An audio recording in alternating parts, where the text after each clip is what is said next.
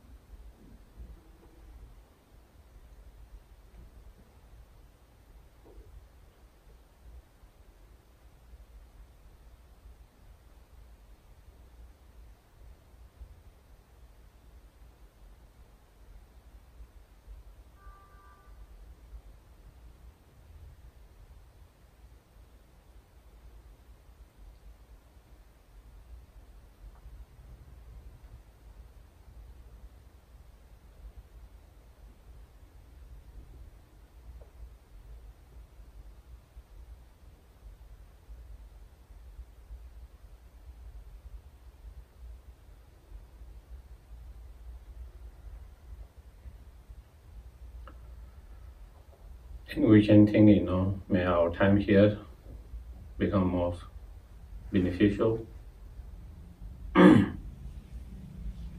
cause of developing our mind, our heart.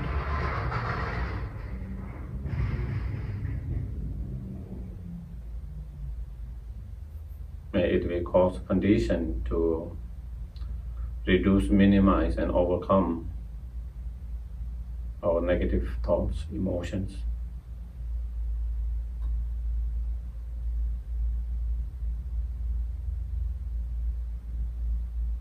And cause and condition to cultivate and develop positive thoughts, emotions, feelings.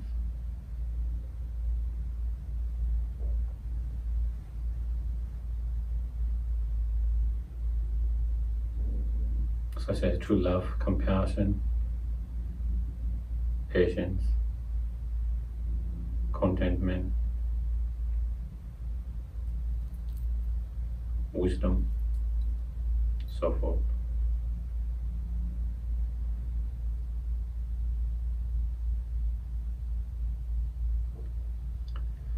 And may it be cause and condition to actualize our own greatest potential, the fully awakened state.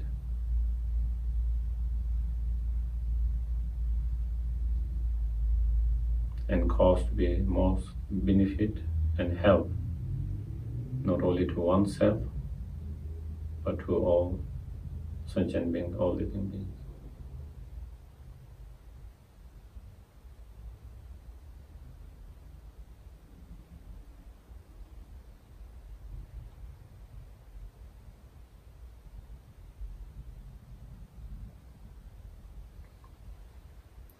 Sangye Chödan Soge Jonam Chanjo Bado Dani Jabun Dage Soge Besonam Ye Dola Tenje Sange Sangye Chödan Soge Jonam Chanjo Bado Dani Dage Soge Besonam Ye Dola Tenje Sange Sangye Chödan Soge Jonam Chanjo Bado Dani Dage Soge Besonam Ye Dola Tenje Sange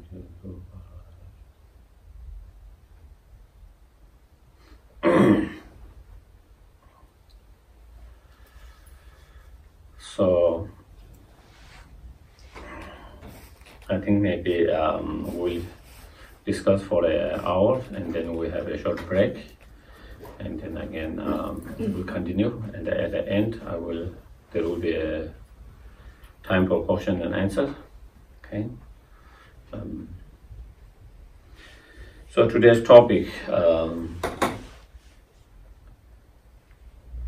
the fundamental or the essence of the Tibetan Buddhism.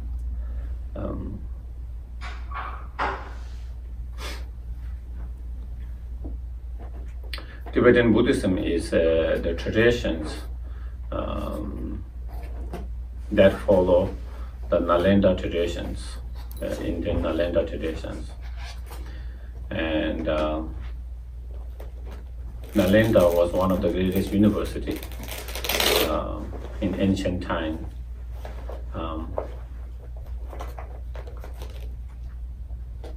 Some belief started, much more earlier, but definitely they have found fact that it existed definitely from at least around 5 centuries, and it was till 20th century, and it was one of the most well-known university, and also some scholars say it is maybe one of the first international university as well, where they had a student from many parts of the Asia, including China, coming there to study.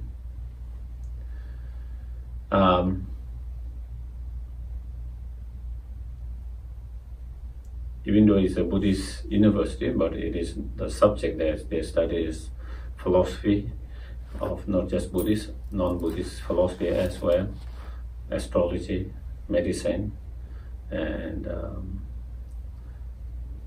math, and many others.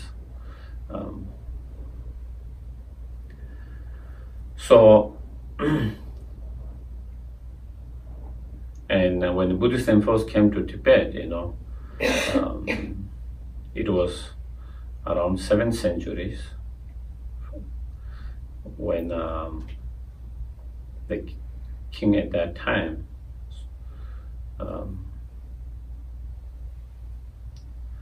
Songtse Gampo, he was known as the greatest empire of in Tibet history, and he very much was inspired by the philosophy and of the Buddhism, which was very much spread around the countries in China, in Nepal, in India, all the country that was neighbors. And so he wanted to kind of introduce that to Tibet, and so he married a princess from Nepal and a princess from China.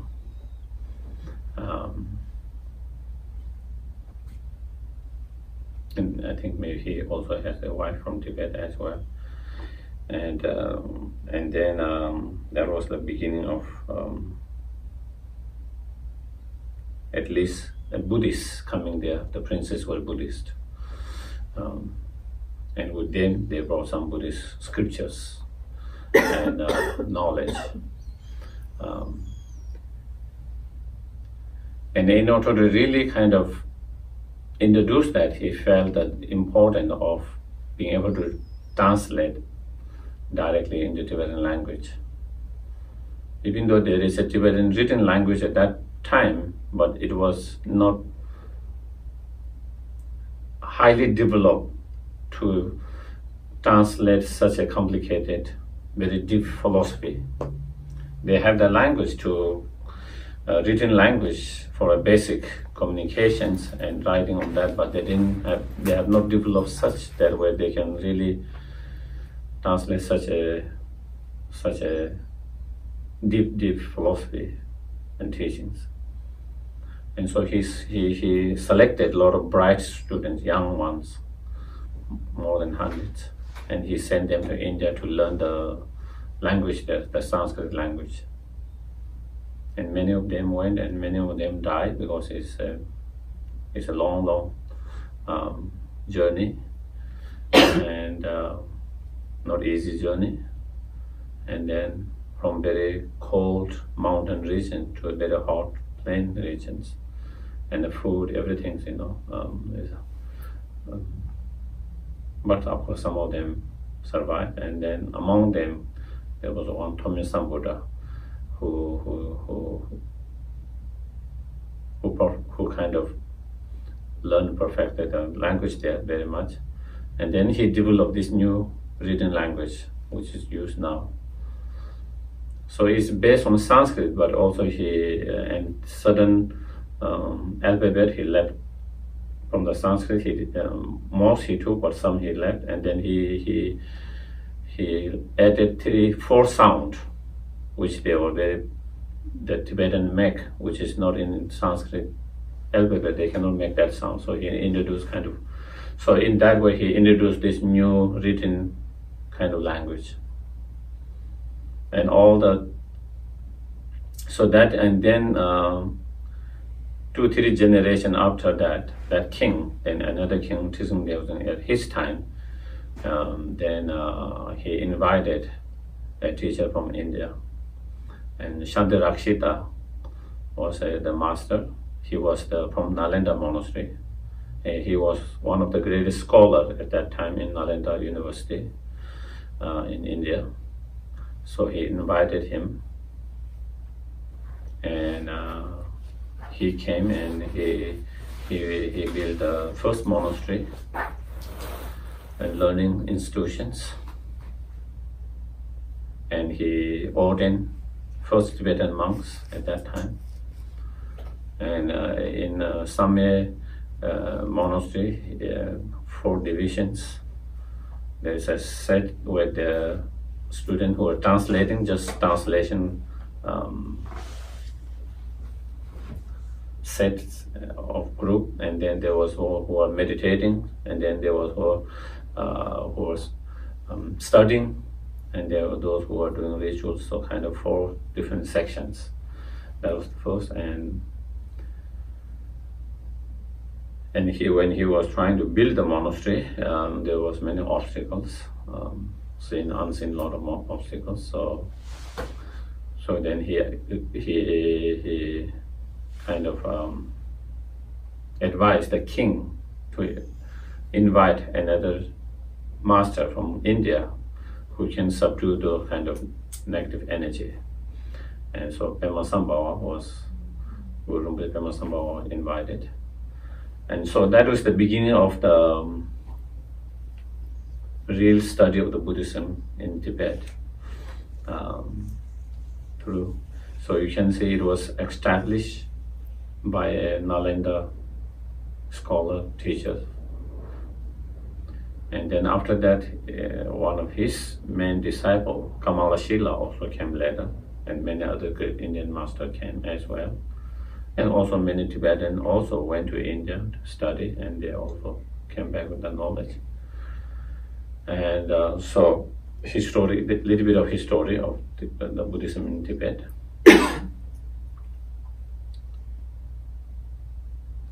Most of the Tibet, there is a collections of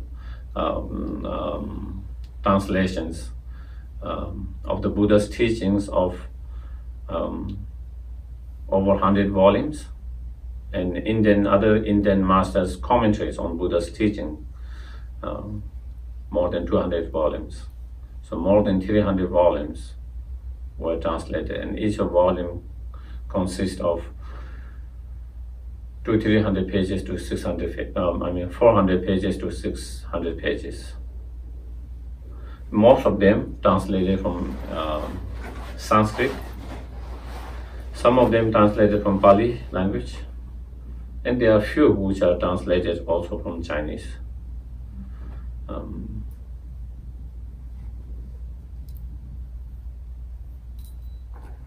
And the Nalanda traditions, in Nalanda,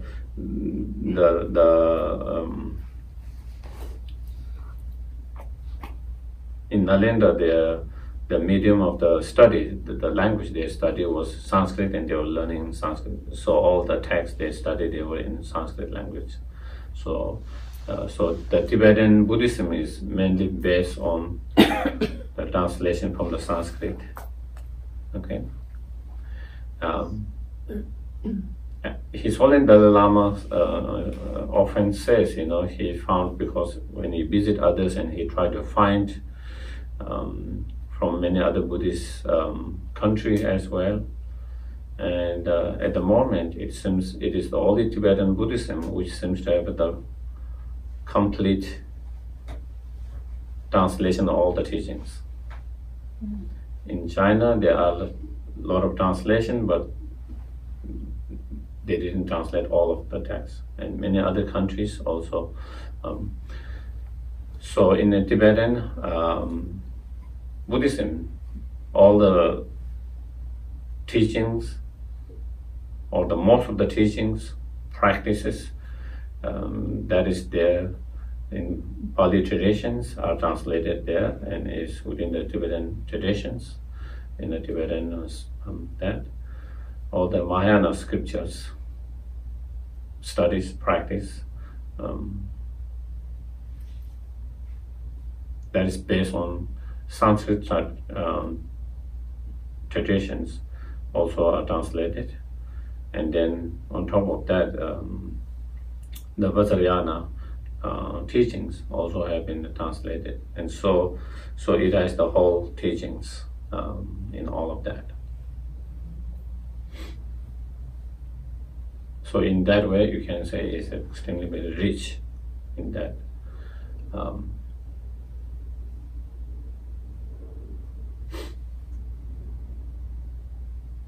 And most of the Tibetan traditions, the Tibetan Buddhism follow the Mahayana, Vajrayana path, or that particular traditions.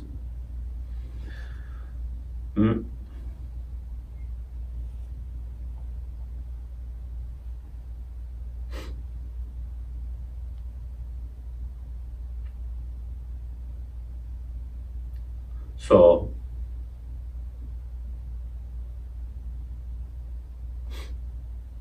basically, in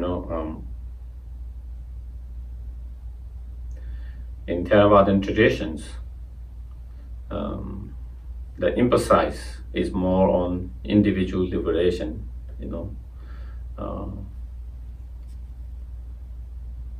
how to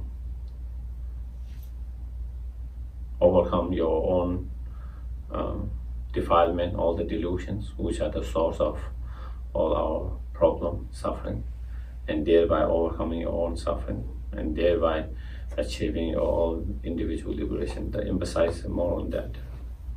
Whereas the Mahayana teachings are emphasized on liberations for not only oneself but for all sentient beings. The goal is to achieve the fully enlightenment, fully awakened state, not only for yourself but for the benefit of all sentient beings. So that is very much emphasized in the Mahayana teachings. And of course Tibetan Buddhism follow that tradition of the Mahayana as well. So emphasis is to achieve liberations, not for yourself, not only for yourself, but for all sentient beings. And so slightly emphasizes slightly different. Otherwise, in terms of the practice, we can talk about the view, the meditations, and the actions of behavior. Okay. in all Buddhist traditions.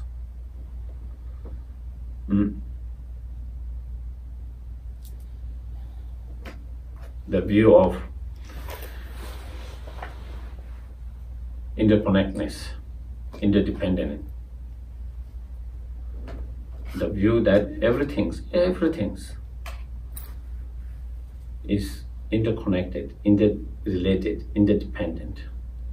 Nothing exists independently, separately by itself.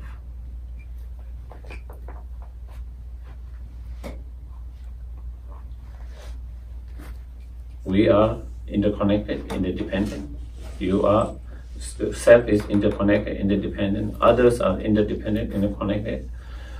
All phenomena, everything from physical matter to non-physical matters, everything that we can see with our senses, or those which we cannot see with our senses, beyond our senses, all those different phenomena, energy, waves, light, whatever, all physical matters, all of it, everything grows subtle, everything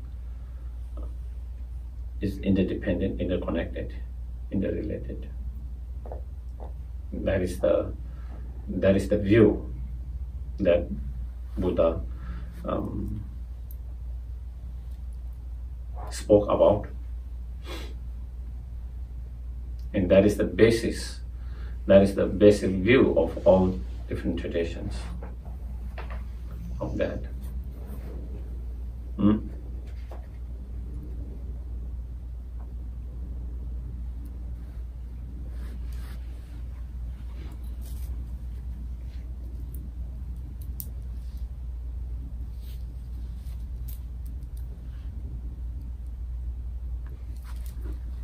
And the way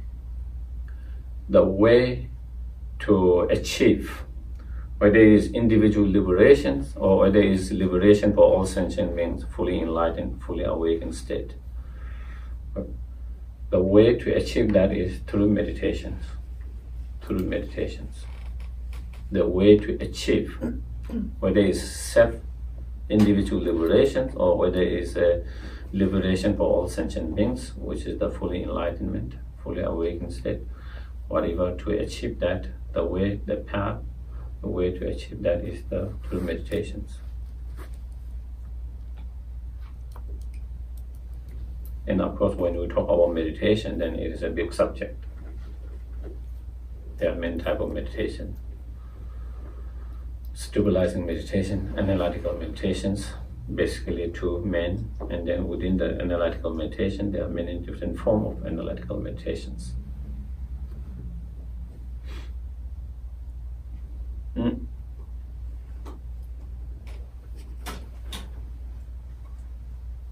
meditation, for example, the meditations to cultivate and fully develop the wisdom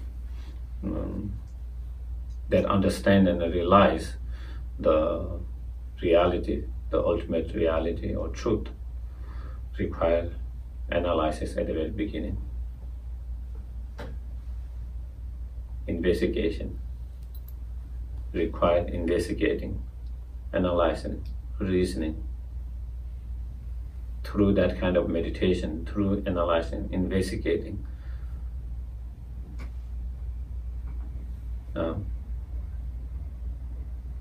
reasoning, then you come to understand what reality is, what the truth is, or the ultimate truth or ultimate reality, so you have that wisdom. Then slowly, once you come to that certainty, that understanding, you are sure about this through your own investigation, analysis, through reasoning and logic, you come to 100% certainty that is what reality is, the truth is, with certainty. But then in order to become that certainty as part of spontaneous, effortless, natural, then we have to repeat that meditation again and again and again. It's like doing same exercise. At the very beginning, with the effort you try to do because you are, and then slowly it becomes effortless. Then even when you are distracted, you can do that without putting so much concentration, effort. You are able to do that. Same way in meditation. Then at the very beginning, with the effort, we try to do that kind of thing, and then after doing that practice, meditations again and again, then it requires less and less effort. Then slowly it becomes more spontaneous, natural way of looking at things as that wisdom sees.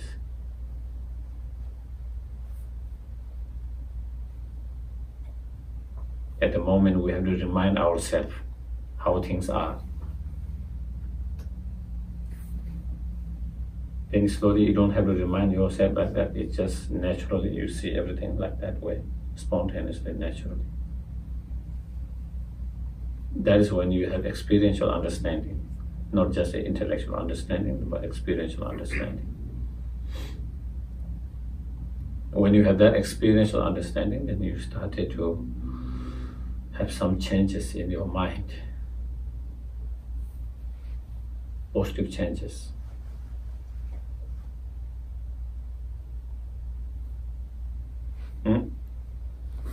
So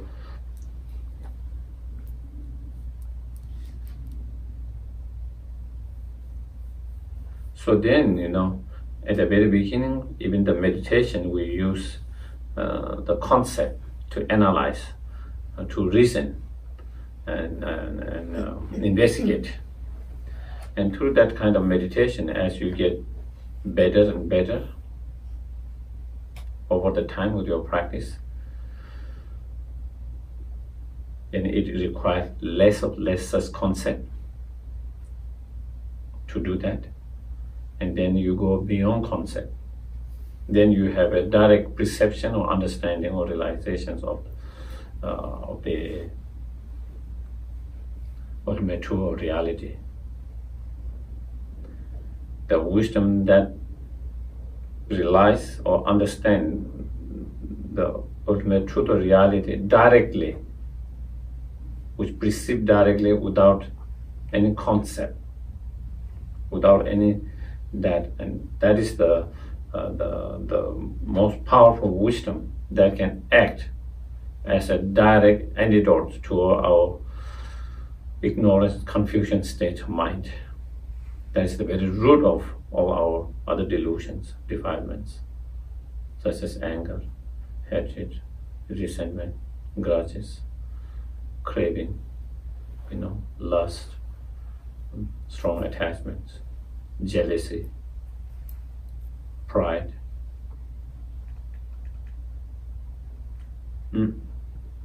All of that. So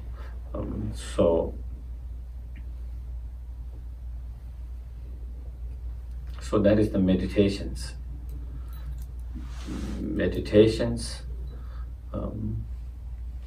First, to develop certain level of concentrations. The meditation to develop certain level of concentration, certain level of stability. On the basis of that certain concentration and stability of your mind, then you use that to investigate, analyze the reality. And by using that with a more stable mind, with more concentrated mind, more focused mind, more attentive mind in your meditation or analyzing it, then your meditation becomes more powerful, more stronger, because there is less distractions. And through that, then you have that at the very beginning, experiential realization, still with concept, then slowly you go beyond the concept, and then have a direct realization, perception, or understanding, and then meditating on that. So meditation on that non-duality of the reality, to the direct experience. So that is the main kind of the meditation, the actual antidotes. But again, to reach that point, you have many other meditations, that form of meditations. So that meditation, so that that meditation is the way and the path. Okay, the view.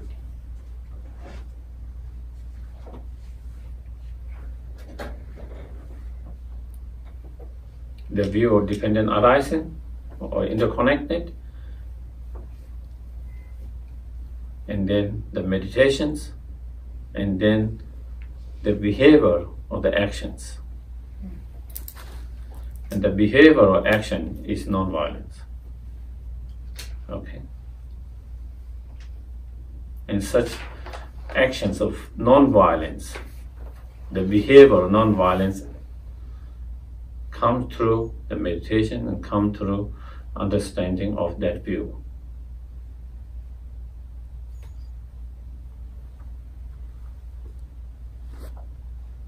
Since through understanding, because we all are connected, related in one way or another, we are not totally isolated, separate, independent, separate.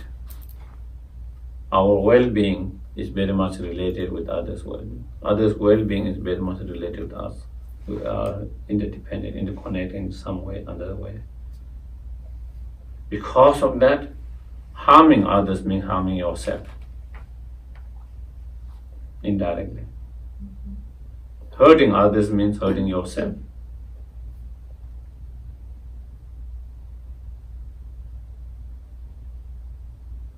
A lot of time when we don't have that realization, or when we don't have that understanding, it feels harming, hurting someone but not hurting yourself. Sometimes we feel like we are hurting and harming someone in order to protect ourselves. Do you get it? Sometimes we feel it. We need to hurt and harm someone in order to protect ourselves. And that is again totally kind of misunderstanding, misconceptions. In order to protect yourself, when you harm and hurt others, indirectly you are hurting and harming yourself in long term. Sometimes it's hard for us to see that.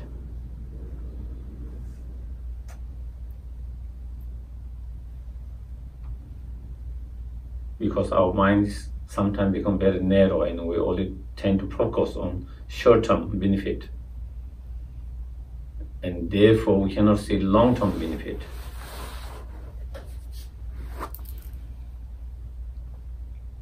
And I think a lot of the problem that we face in the world is because of that,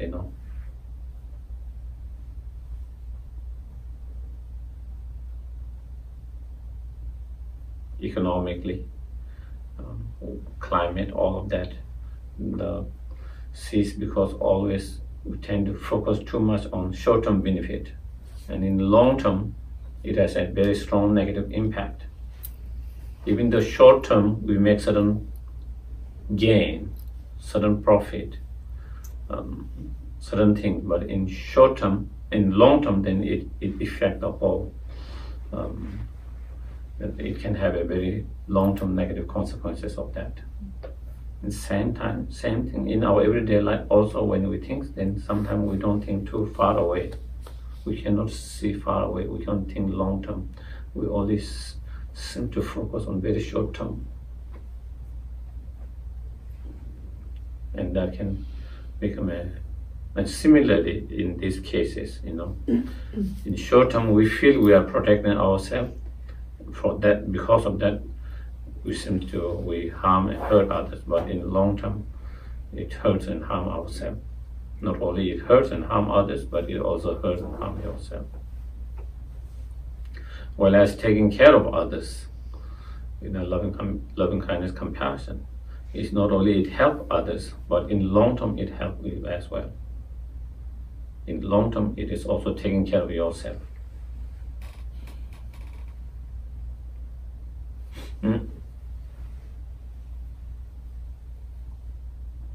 So the view of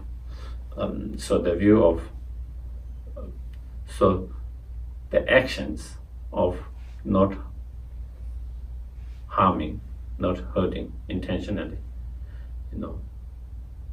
that's the act of non-violence.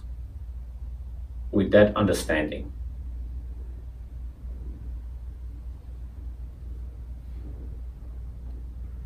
one understanding, because everything is interdependent, interrelated. Hurting, harming others means also hurting yourself, harming. On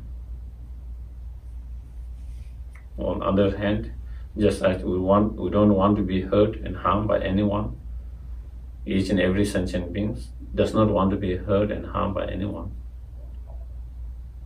With that understanding, just as how we want others to treat us, we try to treat others.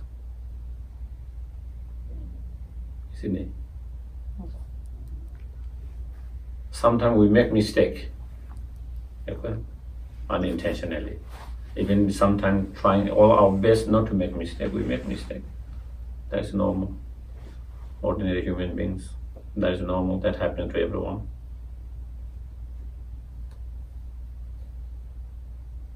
Sometimes we really put a lot of effort not to make that mistake. Sometimes we really try very hard. Even trying very hard sometimes, again, despite that, sometimes we make mistake. And when we make mistake, when someone become a very kind of mean and unkind because you make mistake, how do you feel?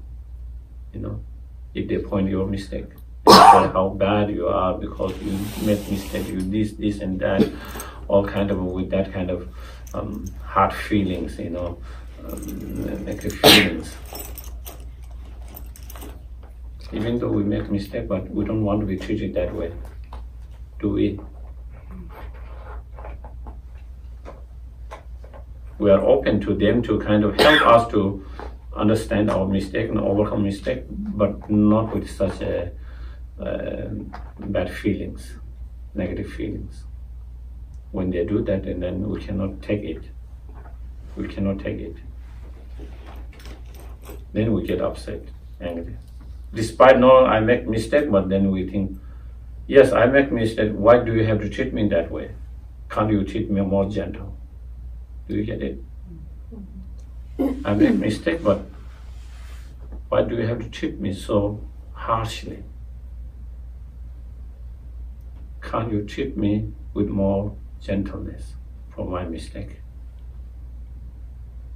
That is how we feel. I think I'm sure children feel that with their parent. Parents feel with their that at the workplace we feel our boss when they treat certain way, when we are not doing when we are unable to do our job very well. And sometimes we understand that we have our own, we have enough, but then it's the way they treat us,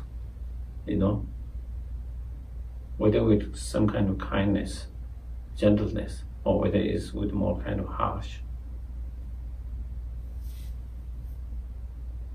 We don't mind someone pointing our mistake. It's how you point your mistake. How you point your mistake. With a good intention, motivation to help, to understand the mistake and to help to overcome that mistake so that we don't make mistake. Instead of being very harsh. When you become harsh, then it has negative impact, negative response.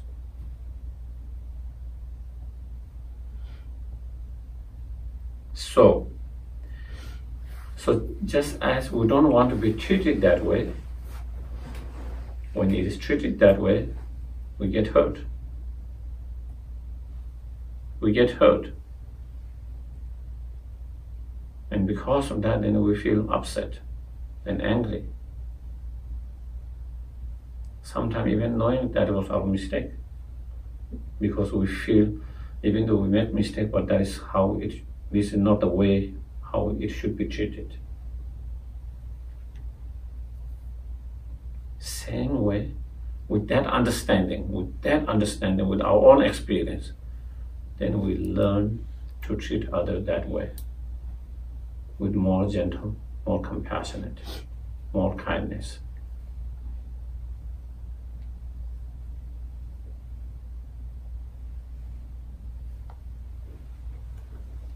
Less harsh, less mean.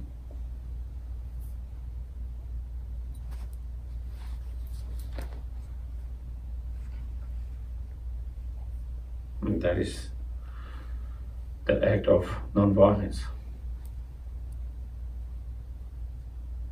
The act of non-violence is to, when someone make mistake, whoever that is, it doesn't mean that we shouldn't kind of point of mistake. It is how we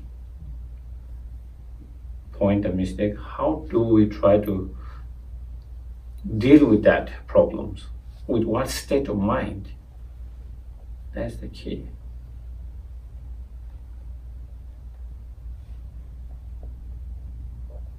Why do we see there is a problem? Why do we see there is a problem? Maybe problem with us, maybe problem with you, in whatever.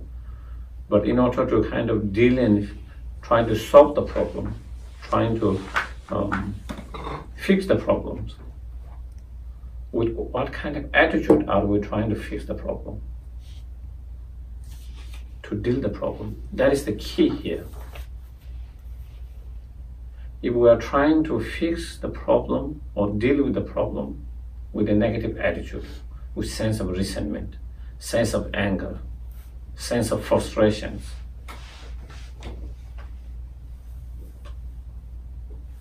then it becomes,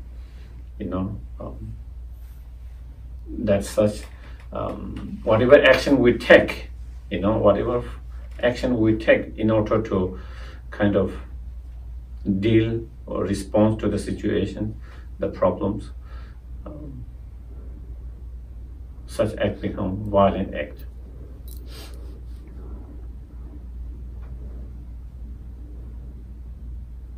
On the other hand, dealing with the same problem, same situation, same person, same, but a wish to solve the problem and all of that out of sense of more compassion, more sense of love, caring, more understanding. When any actions that comes through that state of mind with understanding, loving, compassion, and care, then that act becomes non-violence. That act becomes non-violence.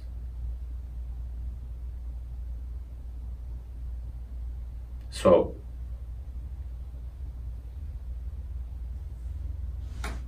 the act of non-violence on minimal level is to refrain or restrain from hurting and harming intentionally through our thoughts, speech, and actions.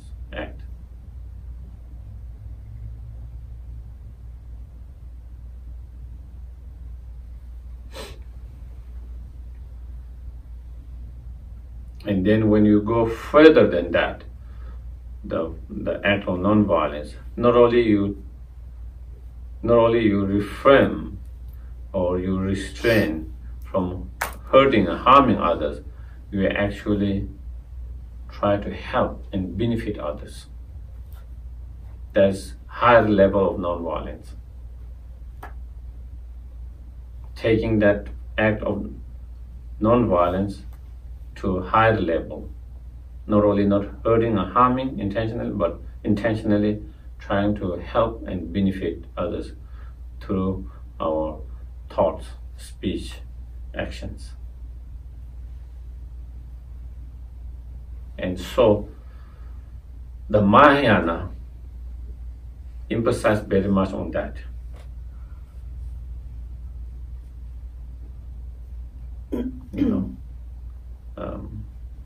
the Theravada traditions emphasize more on not harming, not hurting others, refraining from that.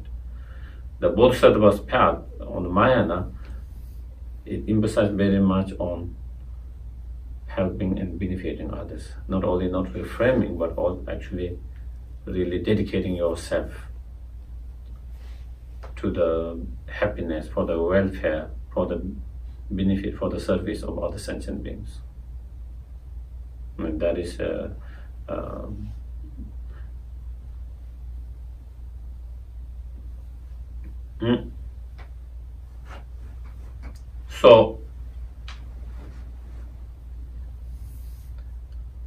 the essence of the Buddhism, can be kind of content in those three. The view of dependent origin or dependent arising or interconnectedness,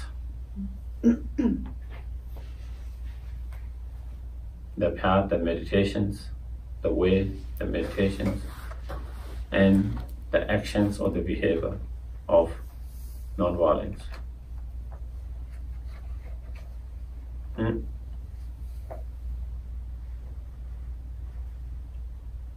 So I want to come a little bit to discuss a little bit further on that later.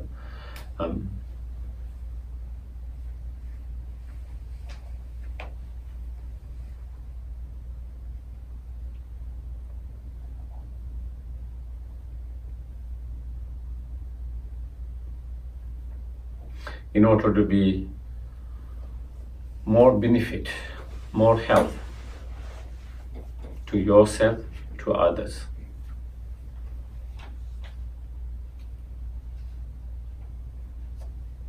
we need to develop our own mind, ourself. The more we have developed our mind, our attitude, our mind, the more we can be helpful, beneficial to oneself and others.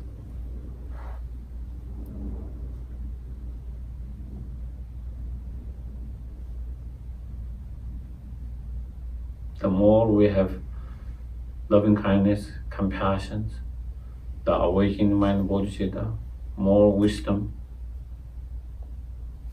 more patience, more sense of contentment,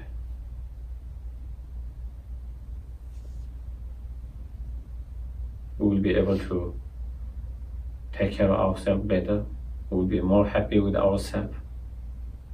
Also, we will have more tools to be more help, more benefit to more sentient beings. More tools, more means, more quality to be more benefit, more help to more the sentient beings.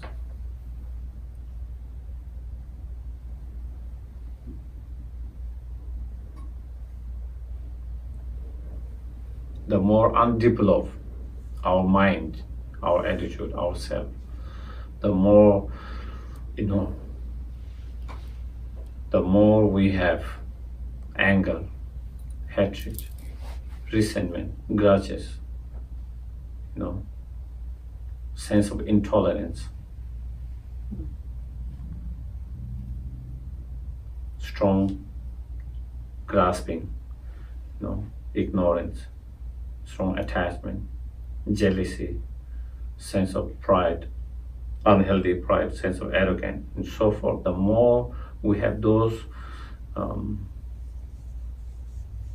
undeveloped, unsubdued minds, those more negative, destructive minds, the more we hurt ourselves, the more it harms ourselves, the more we are unable to take care of ourselves. And the more we have that also, then we become more harmful, more hurtful towards others.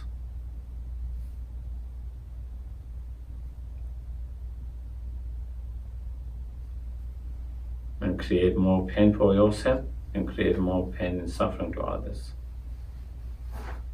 and not being able to help and benefit others, instead of being helpful and beneficial to others and oneself, it only brings more pain and suffering to oneself and others. So it very much comes from state of our mind.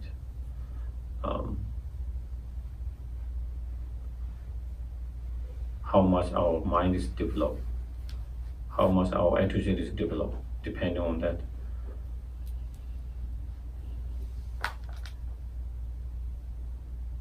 In order to develop our mind,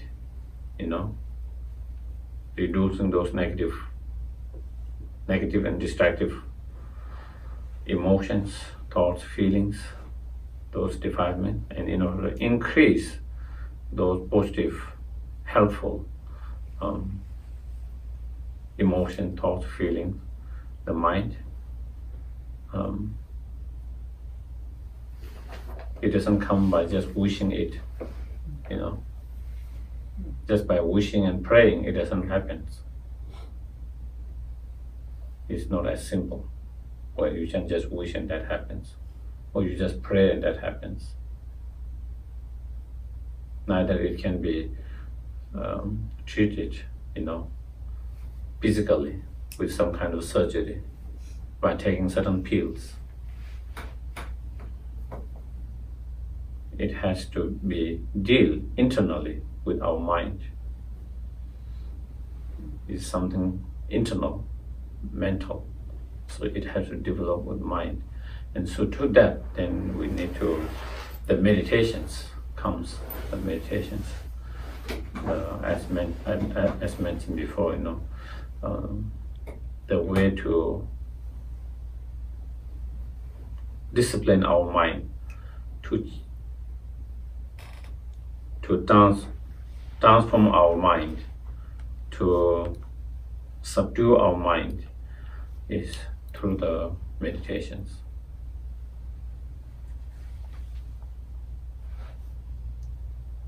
And to be able to have successful meditations, in order to have a successful meditations, first you need to have good understanding of those meditations techniques.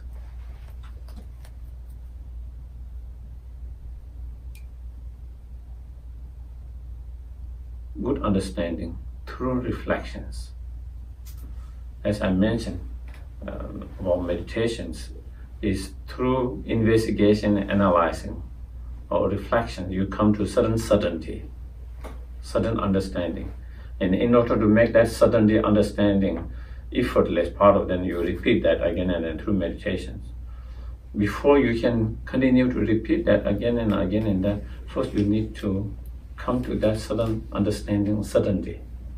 That comes from reflections. Thinking about the meanings of that, about the subject, meaning of the subject, and using your own mind, reasoning, logic, investigation to analyze. And reflecting that way. And in order to come to that, to be able to analyze properly, to be able to use certain reasoning and logic in that kind of analysis, investigation, you need to study and learn.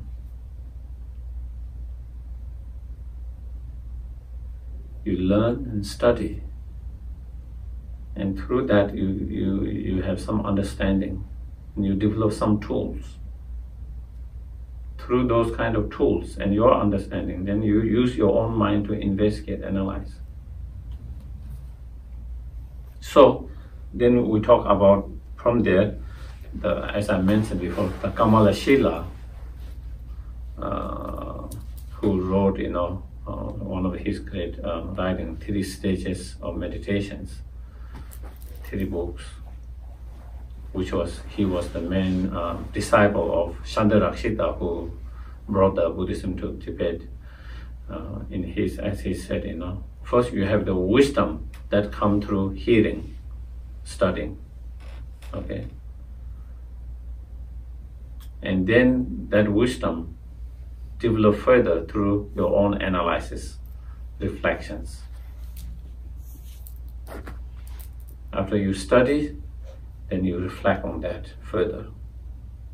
Through that, then your wisdom develop more deeper, more profound, the wisdom that comes from reflections. Through that reflections, then it comes to certain certainty, understanding. And then you try to meditate that again and again. Through that, then you have the wisdom that comes through meditations. So 3 levels of meditations, 3 levels of wisdom that go more deeper and more profound and more developed. Wisdom from hearing or studying, wisdom from reflection, and wisdom from meditations. And in Tibetan Buddhism, that is emphasized very much of the importance of these 3: studying, reflection, and meditations. In some other traditions, meditations is emphasized very much, almost like only meditation. In some, maybe only studies. And so in Tibetan Buddhism, they try to have all of them together. The study, reflection, meditations, whole package. If you can say, that is very much emphasizes.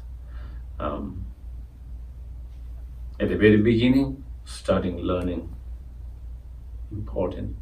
And after you have studied, learned, and reflected, then in the end, meditations. As Lama Tsongkhapa, one of the greatest Tibetan scholar, master, meditator, we can call, 13th, 14th century, as he said.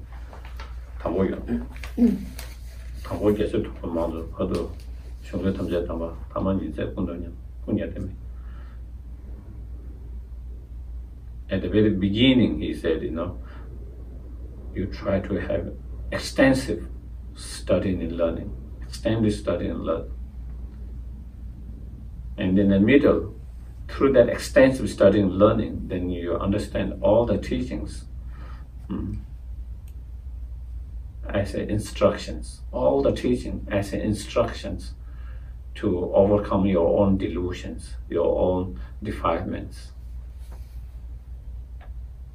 And once you have come to that understanding and realization that all those teachings that you have studied and learned through your own reflection and contemplation, to come to that certainty, understanding they are means to reduce our own defilement, own delusions, then in the day and night you meditate. Day and night you meditate. And then through that, then whatever virtues, whatever positive energy, matter you create, dedicate all that for all sentient beings at the end. Dedicate that to all sentient beings. So that kind of summarize in a way of the Tibetan Buddhism in that way. The Buddha's teachings can be summarized in another way of summarizing. The essence of summarizing that is in one of the prayers that we often recite is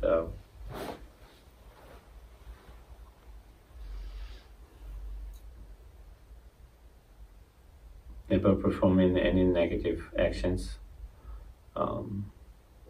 always engage in excellent virtues, subdue your mind. This is the teaching of the Buddha. So that kind of also kind of summarize all the Buddha's teachings.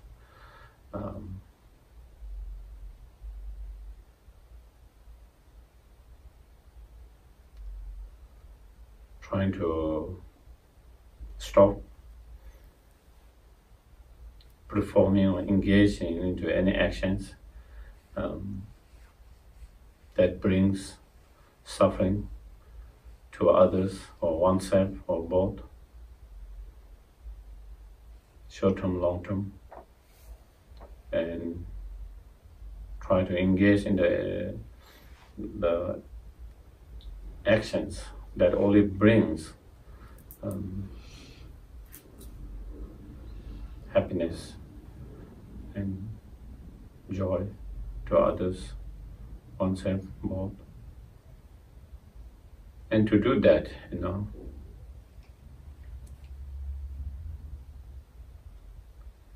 even though we all want to not to engage in any action that could bring harm and suffering to oneself and others most time, and we will always like to engage in the action that bring joy and happiness to oneself and others.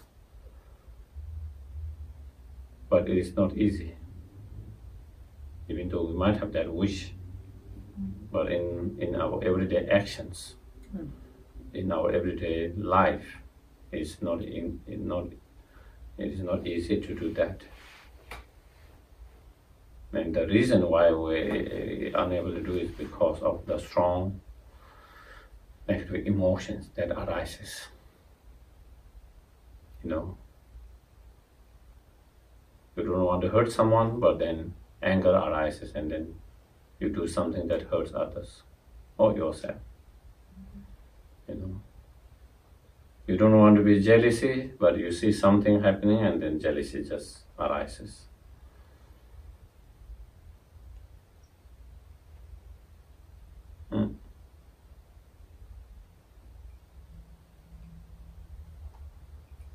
You don't want to be too greedy and too attached, but then you see certain objects, certain things, then again your mind just pulls towards that object. Your mind just pulls towards that object, and then you are attached to that object and clinging to that object.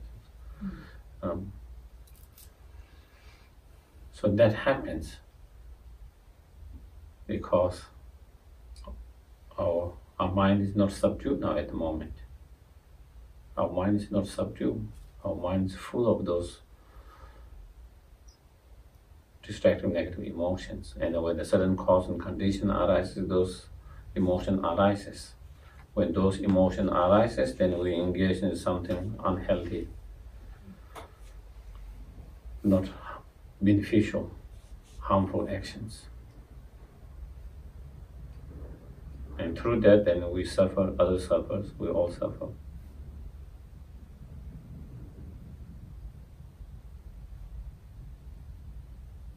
So therefore, the man is our own mind, our own mind.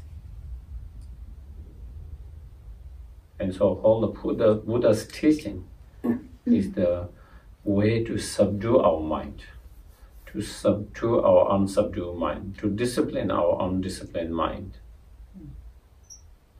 to transform our mind.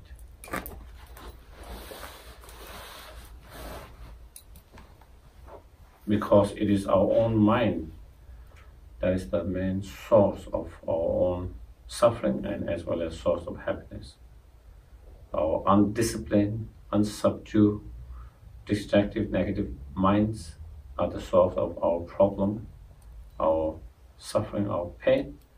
On the other hand, our own subdued, disciplined, and constructive, positive minds are the source of our strength, source of our peace, source of our happiness, our joy. So Buddha's teachings,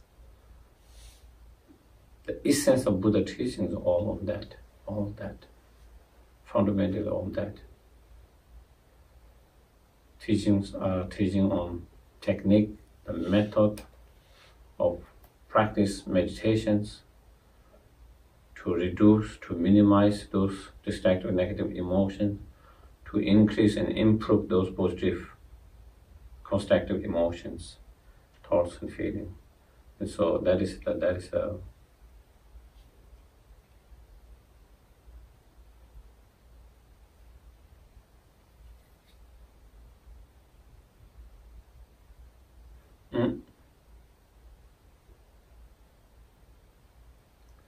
And so because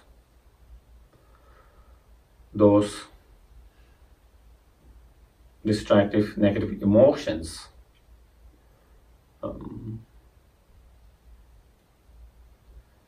they arises due to our fundamental misconceptions of reality,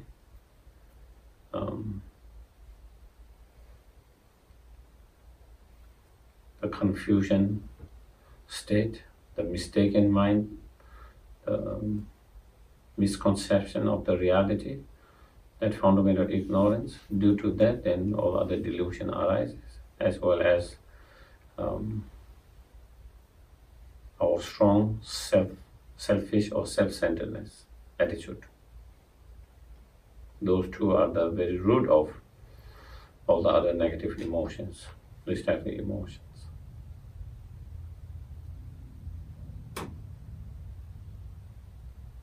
So, in order to deal with those different negative emotions, there are many different practice,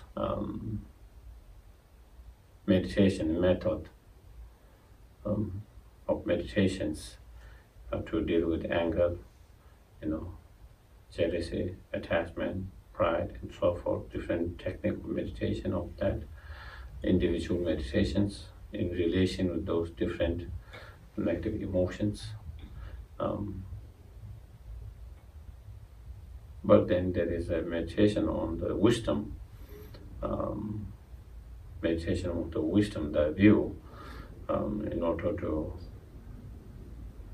have a correct view of the wisdom that realizes correct view or the reality that can act as the antidote toward that fundamental confusion state of ignorance. And when you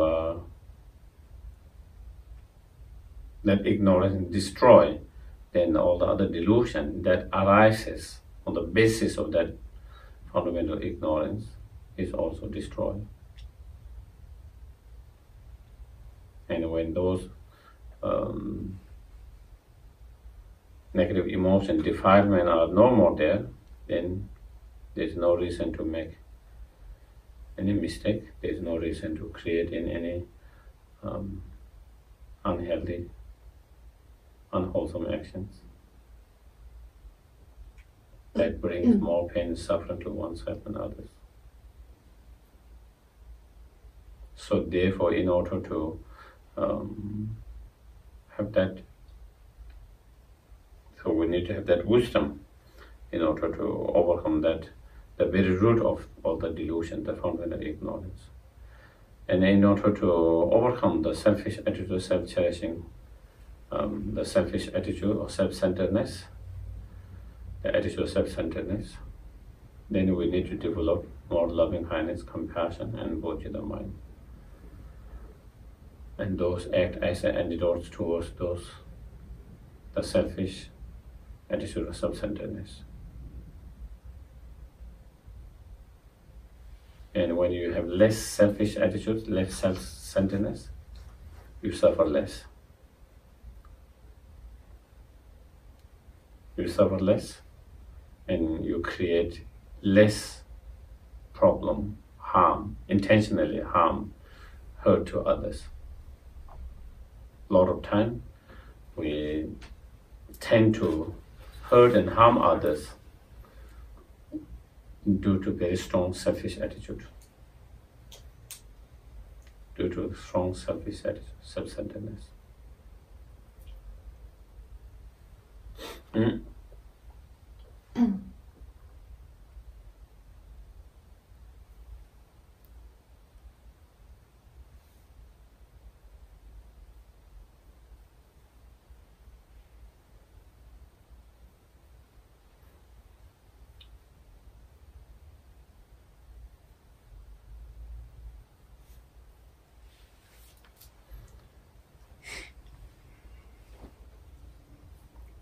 So in order to deal with those two negative, the principal or root negative emotions of the confusion state of the ignorance and the selfish attitude, then we need to develop two positive states of mind that can oppose, contradict, and destroy, counteract, and destroy those two. That is the wisdom, realizing the ultimate truth or reality that will destroy the fundamental ignorance, confusion state of mind, and loving kindness, compassion, bodhicitta mind, which will destroy the selfish attitude. And so in the Mahayana teaching, the Mahayana teachings emphasize on cultivating those two, the method and the wisdom, very much on method and wisdom. The importance of both method and wisdom.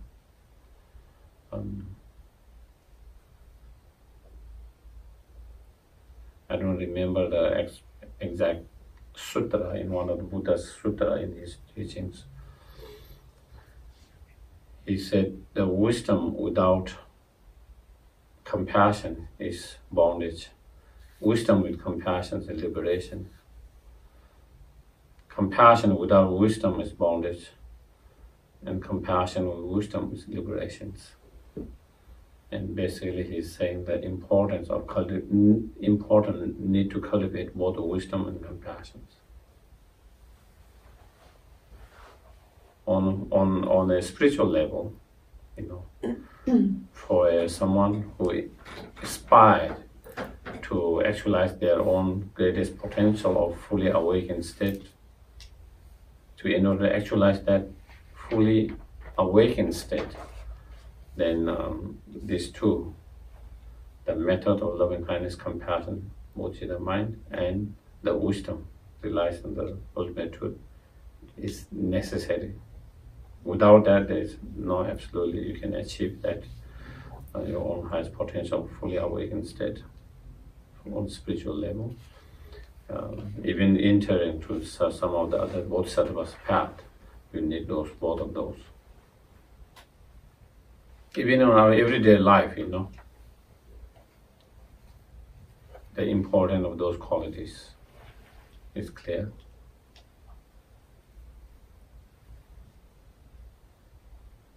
It's a lack of one of those qualities that we are unable to help each other. We are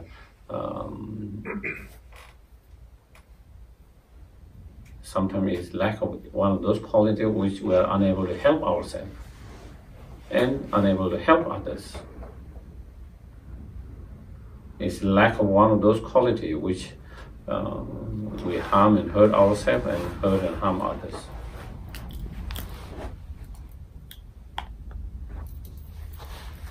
Even on our everyday life, sometimes we don't take care of ourselves because we don't have love for ourselves, compassion for ourselves.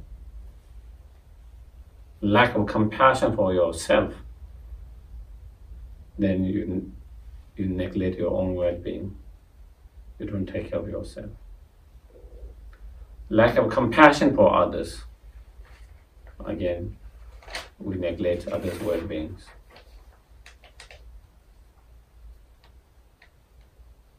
Others' happiness, because lack of compassion. In some cases, it's not the lack of compassion, it's the lack of the wisdom. Sometimes we have the greatest intention, love, compassion, wanting to help, whether yourself or someone else. You really want to help. You have all the right intention, good intention, motivation, all of that. The love, compassion is there, but then lack of wisdom. We don't know what is the best to help ourselves, help others. Lacking that wisdom, not knowing what is most helpful, beneficial to help, to solve the problem, to reduce the suffering, to eliminate the suffering. Lack of wisdom. due to lack of wisdom, sometimes even the greatest good intention, we try to help, benefit, but sometimes the results are not so positive. Instead of being helpful, sometimes we make things worse, make more complicated.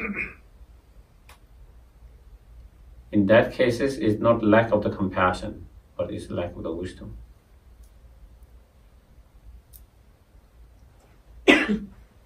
And sometimes we have the wisdom, but then lack of compassion does not encourage us to reach and do something to fix the problem, whether for ourselves or others. Even when we know we have the wisdom to fix the problems, but we are not being inspired to reach and do that.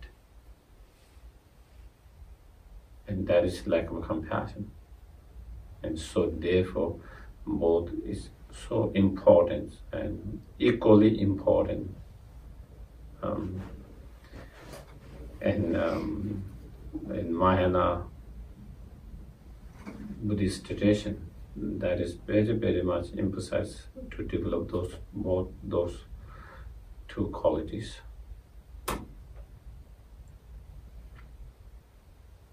For all your well-being and for the well-being of others, to be more help, benefit. And also you see in Tibetan Buddhism, they also emphasize very much on also another practice that they very much emphasize is the practice so-called lojong, mind training. And in those teachings, using all the situation,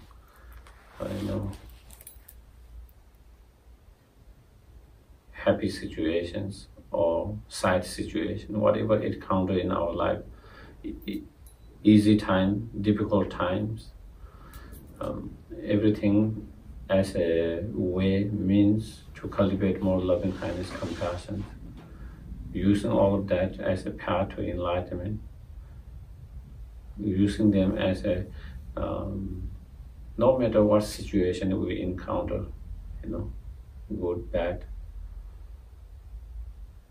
easy time, difficult times, whatever circumstances, whatever situation that manifests in our life,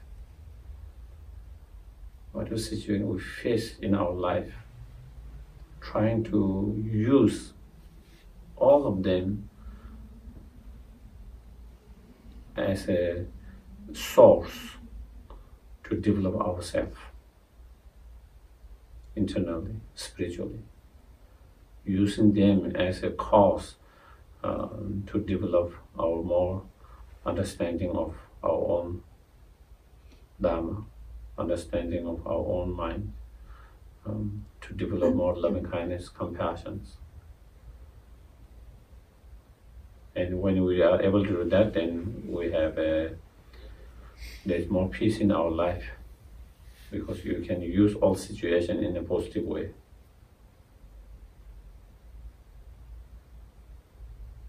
When you are able to do that, then your mind is stable.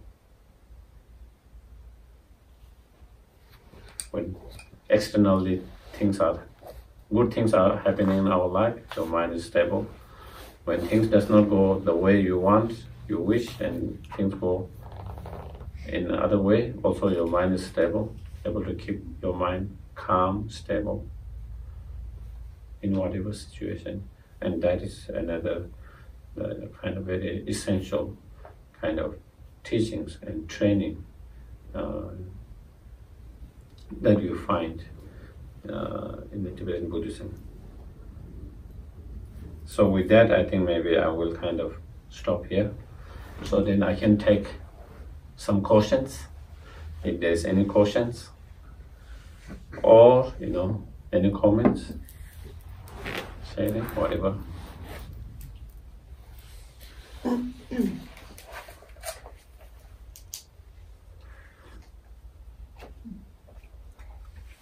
normally we need one brave person first. Then after some time we say, oh, time is over, only one more question. Then the question never ends.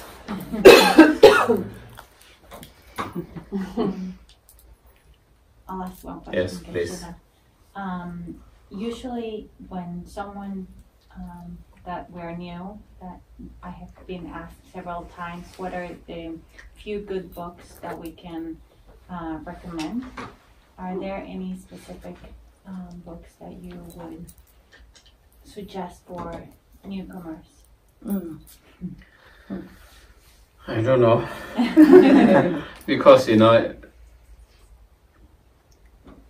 everyone has a different list. Everyone has their favorite and their different list. I think from Wisdom Archive, I think becoming your own therapy is, I think, good. It's good from some of those Wisdom Archive. And then there is another, I think, Lama Yeshe's book, Still Mind and Calm Mind or something. Then, of course, there are many other books, I think.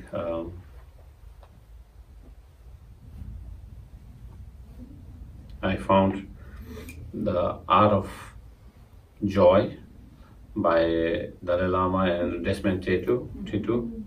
I found that very kind of engaging and really very inspiring, where people can understand easily and relate. Also, The Art of Happiness, I read a long time ago, which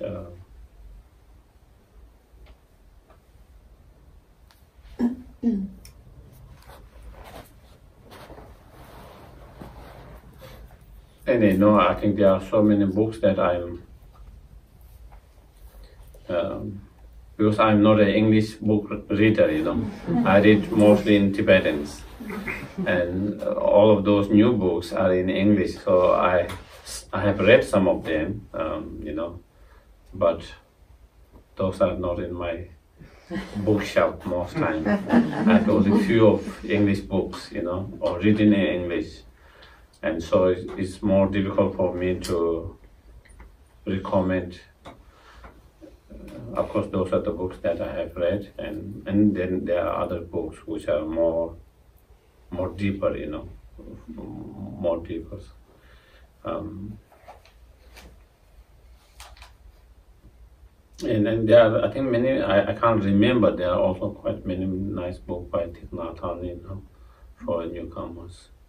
Symbols. I have read few of his books as well.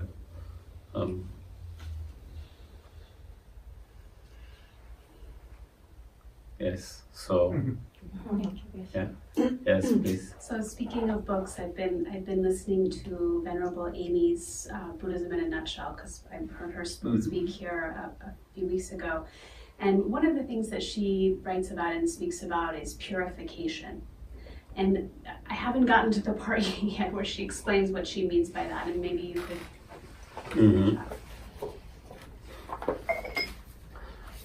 I don't know whether she's. Sometimes we use, different teachers use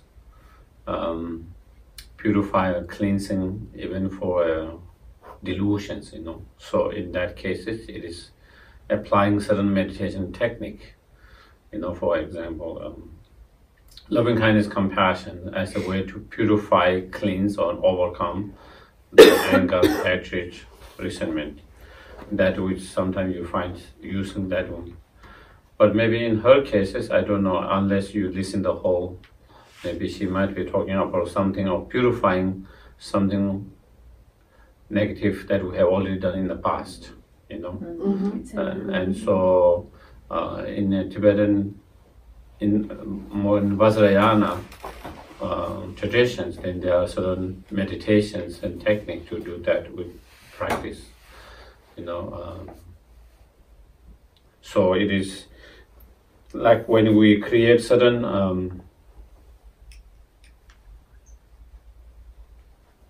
when we engage in certain non-virtuous or negative actions, harmful actions, then that actions leaves the kind of the potential imprint, in our mind stream, the potential. And so when certain cause and condition arises, that potential can manifest and produce a negative result, unpleasant result, such as painful result. And so the potential is still in our mind's stream unless we have experienced the result of that potential and the potential clear, or unless we have done certain to kind of clear it, to reduce it, whatever. And so there is a practice of purification in time of kind of clearing or destroying that the potential that is already left there, which our mind is from carrying. And there are many practices in that, but there are certain practices that are more common and more to be more powerful to purify. And whatever form of practice you use, it required what we call four opponent power. And the opponent power reliance, or sometimes it's called opponent power object, but mostly opponent power reliance, opponent power of regret, opponent power of resolutions, and opponent power of antidotes. And it is explained that in the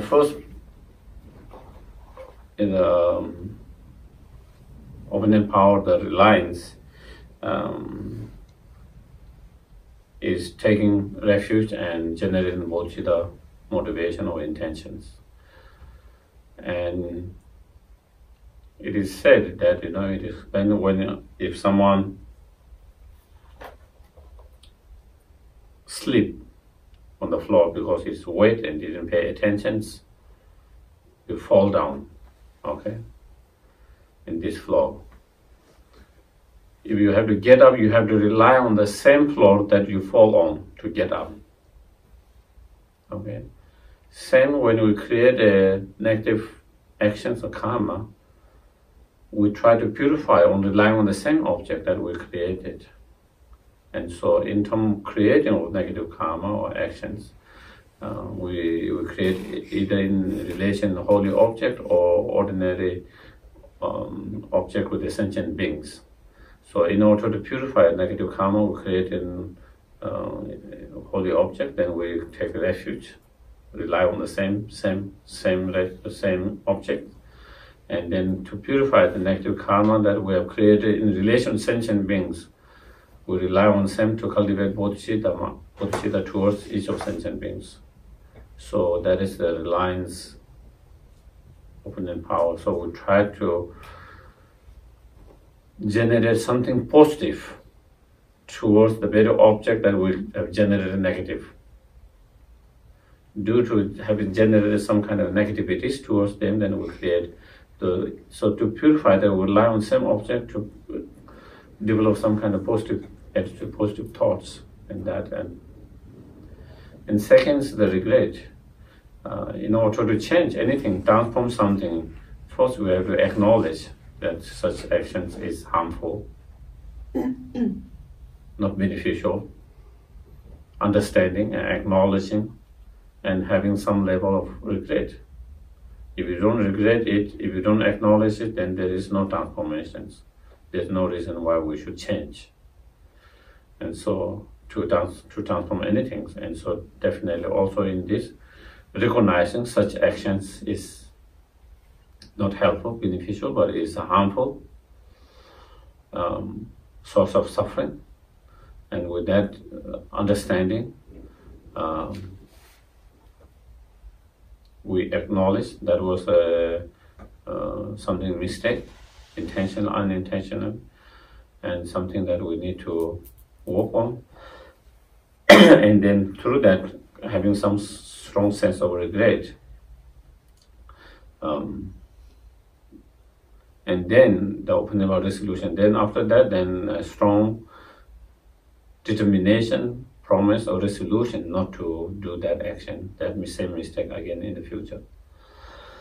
And so that is and then fourth power, the purification, the power antidote. Then in order to purify, then we engage in it is said any virtuous actions in order to purify is a power antidote. We can engage in virtues, but especially there are certain virtuous practices that is recommended and powerful, such as relying on certain particular mantras and the visualizations and reciting that, and with the visualizations they are meditating on emptiness, relying, such as the practice of 35 Buddha. So in terms of mantra, like the Vasadava purification practice and 35 Buddha purification practices, in order to purify,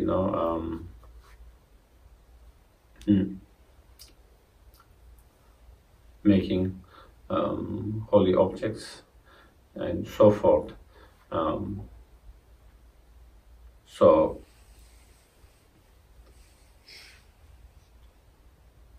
for example, if we have taken the life of someone, intentionally or unintentionally, as a purification with all this open power, we can maybe save someone's life, liberate a life, We can liberate a bird, we can liberate a fish, and that is going to be killed, release them. And that will, if we have, taken something that doesn't belong to us, we try to give something to others. And so like something like that virtues, which if we have created any of the 10 non-virtuous actions, we try to engage the 10 virtuous actions, which are the opposite of those, actually virtuous opposite of that, and like that can be also a way of doing it. So I think that is probably what she's explaining about when she explained about the purifications. Yeah.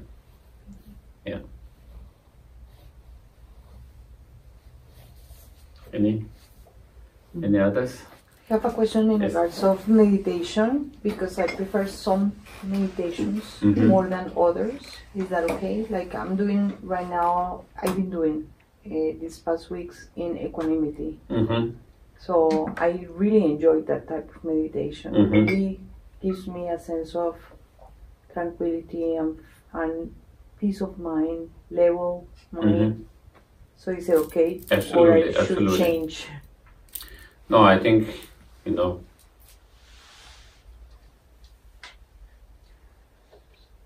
meditation is like medicine, You take different medicine for different illness. And certain meditations are helpful in certain situations when we are dealing with particular emotions, Particular meditations relate with when you are dealing with some anger, hatred, certain meditation is more helpful. When you are dealing with some kind of depression or feeling down, certain meditation is more helpful. When you are feeling too arrogant and too kind of distracted, meditation on certain topics is more beneficial than others. And so according to that, then we can apply those different meditations depending on our emotional state of mind to kind of dealing with that, to quiet and to find more tranquility, more peace. But when we find more tranquility and more peace, then of course meditation on the bodhicitta and emptiness can be helpful. in general, because that is the two things that we try to develop. And of course also it depends, some people will maybe emphasize more on Lamrim meditations, so different topic of the Lamrims,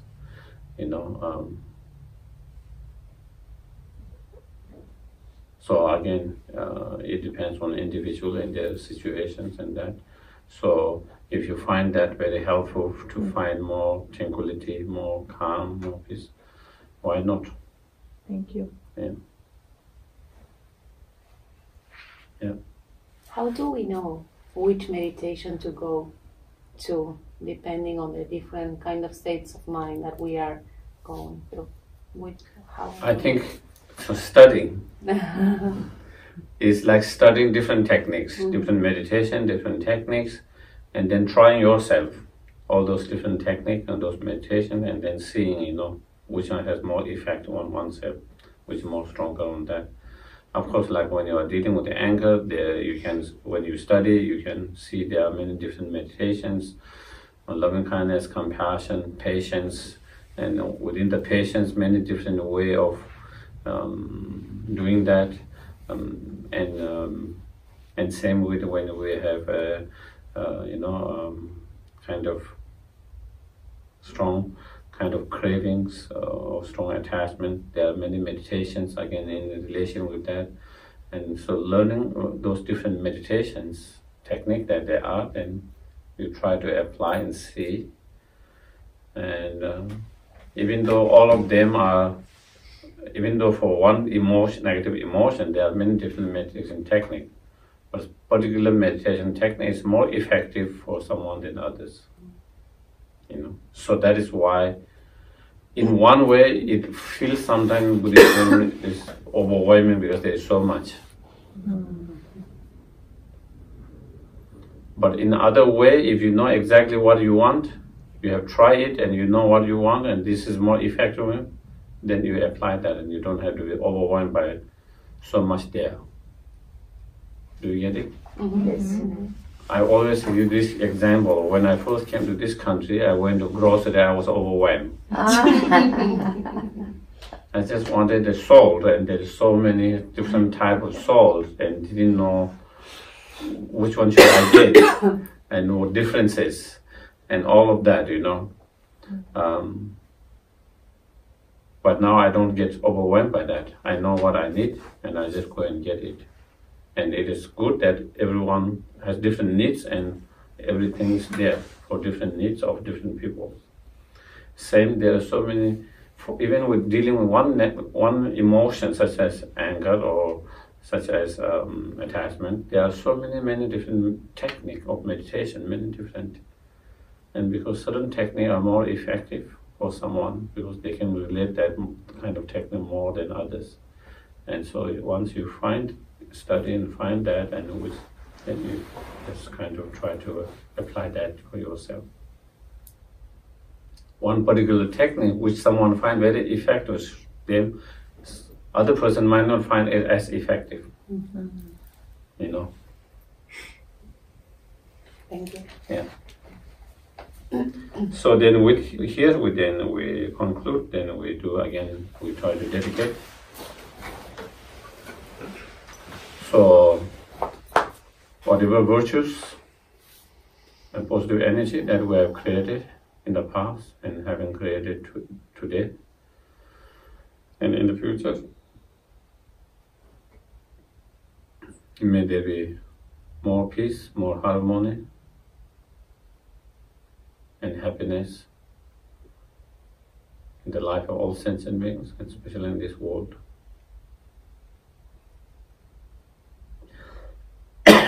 And may each and every sentient being be able to actualize and fully develop true loving kindness, compassion, and wisdom realizing the ultimate truth as soon as possible.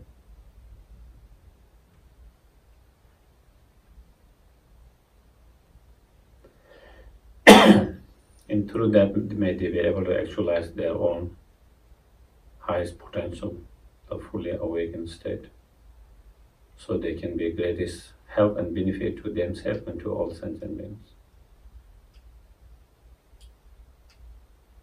Kiawadi, Nutuda, Ama Sanke Lupione, Doa Chijama Lupa, De Sala Bava, Chanjo Sanjo Remboche, Mache Pana Kejoche, Kiawa Nyamba Veva, Kongle Kong Pewa, Kande Lave Corporation of the Pedandela Mother Jume, Chereson, and then Yasoi, Shapesite, Badu, thank you. To the Zanjan Zangway, the young people, Chodan Kuelem to also the Japan to shop. Thank you. Good night. Thank you.